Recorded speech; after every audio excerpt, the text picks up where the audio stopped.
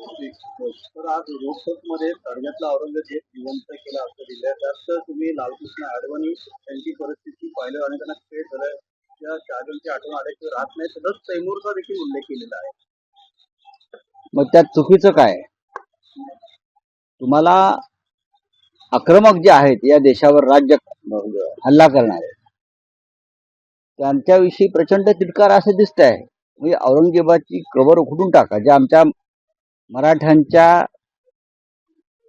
पराक्रमाचं स्मारक आहे.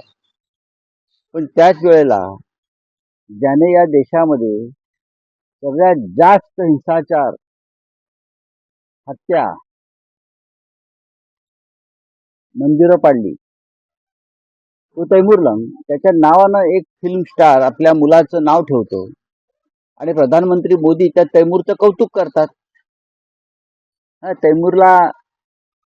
तैमूर कहाँ है विचारतात, तैमूर कैसा है विचारतात.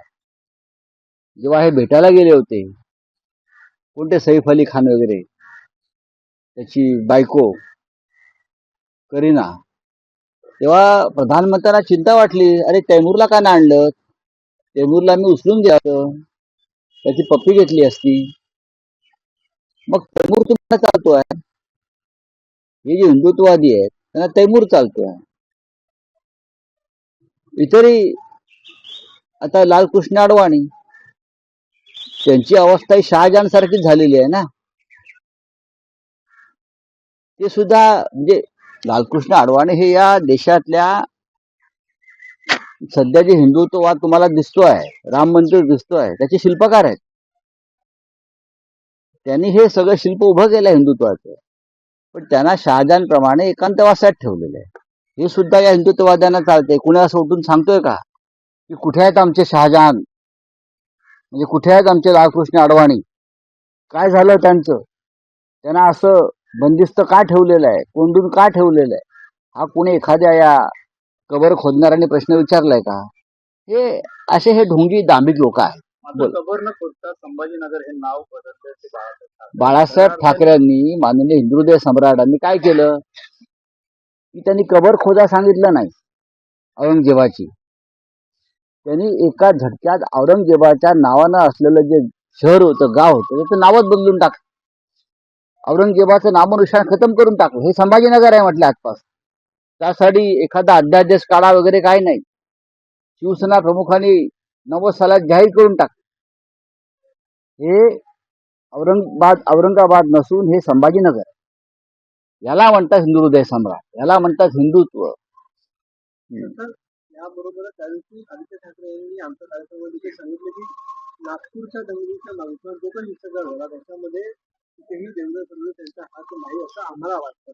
आज तुम्ही देखील तेच केलेलं आहे. रोखोक केल्याची नागपूरच्या दंगलीमध्ये देवेंद्र फडणवीस यांचा थेट संबंध असेल किंवा संबंध असं वाटत नाही. तर एक प्रकारे पुन्हा एकदा देवेंद्र फडणवीस यांचं कौतुक आपल्याकडे. कौतुक कसं काय म्हणता? आम्ही जेव्हा असं म्हणालो त्या दिवशी, तेव्हा देवेंद्र फडणवीस असं म्हणाले की संजय राऊत यांच्यावरती उपचार केले पाहिजे. तुमच्याच कार्यक्रमात बोलले ना. त्यांना स्वतःविषयीचं चांगलं सत्यही पचवायची ताकद राहिलेलं नाही. आदित्य ठाकरे म्हणतात की हे देवेंद्र फडणवीस यांना अडकवण्याचं षडयंत्र आहे. इम्तियाज जलील म्हणतात ही दंगल जी आहे ही देवेंद्र फडणवीस यांना कोंडीत पकडण्यासाठी झाली. आणि मीही तेच म्हणालो. पण देवेंद्र फडणवीस यांना संताजी धनाजीप्रमाणे स्वप्नात सुद्धा संजय राऊत दिसतात. आणि ते असं म्हणाले की ह्यांच्यावरती उपचार केले पाहिजेत. का उपचार केले पाहिजेत? तुमचं संपूर्ण सरकार मनोरुग्ण आहे असं मी म्हणतोय. त्यांच्यामुळे सरकारनं विशेष तरतूद करून तुमच्या संपूर्ण मंत्रिमंडळाची मनोरुग्ण चाचणी केली पाहिजे.